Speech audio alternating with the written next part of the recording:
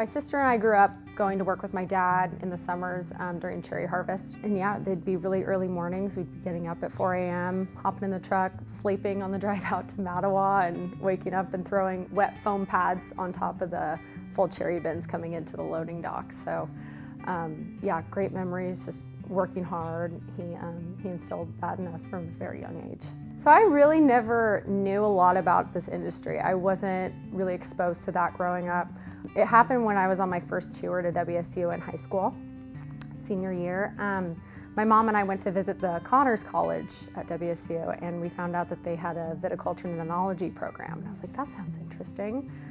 So we learned a little bit more about it while we were there, and I was just so fascinated by how you get to combine like these really, kind of heavy science classes with agriculture.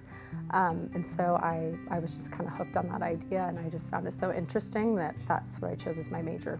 While I was in like chemistry classes and biology classes, I didn't really understand how they were going to relate, to what I do today.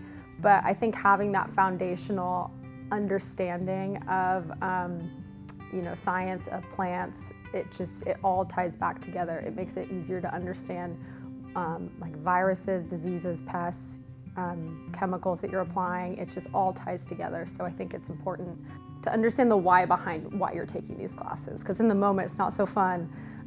But then when you get to those higher level like wine chemistry classes or plant pathology, it all starts to make sense. I did talk to a couple professors while I was there, just asking, like what's kind of the best route, and they just were like, get an internship if you can't find a full-time job. So I was just going on to, just generic job sites and was finding postings for internships. While I was in school, I interned with Sagemore Vineyards, and that was a great experience. My first kind of introduction to working with viticulture, hands-on. And and then out of school, I found my internship with Hogue Cellars, just online. I think it was on like winejobs.com, and I applied, went in for an interview and took it, and I ended up staying there for about a year. And then I found through Hogue Constellation Brands, they were owned by them at the time. They had like a list of opportunities or jobs that you could go apply for abroad. So I ended up choosing a job in New Zealand to go work for Harvest. I worked at Dryland Cellars. It's the largest producer of Sauvignon Blanc in New Zealand. It was a 24-hour runs facility. A lot of hard work, we were working like 6 12-hour days during harvest. It was very hectic. But well worth it. You learn a lot when you're tired, you're stressed, and you're kind of just having to make decisions on the fly. I think that's when you learn the best in those situations. And then after that, I came home. I did a vineyard internship with St. Michel. So I was out, lots of vineyards out in Horse Heaven Hills and over by Columbia Crest.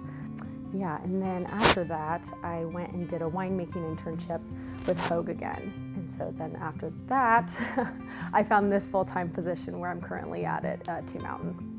I've always kind of had a desire to learn more. I think that if you're going into an industry, you should be wanting to learn as much as you can about it. And that, that was instilled in me from a very young age, growing up working cherry harvest willingly. It's not because I had to at 12 years old, but I wanted to go out and help. I wanted to learn. I was really motivated when I got to college to understand the classes that I was in, understand the course material, and having that willingness and motivation to learn and work hard really kind of propelled me to find opportunities, because they're out there. Winejobs.com is where I found, and it's a generic site, that's where I found my opportunities.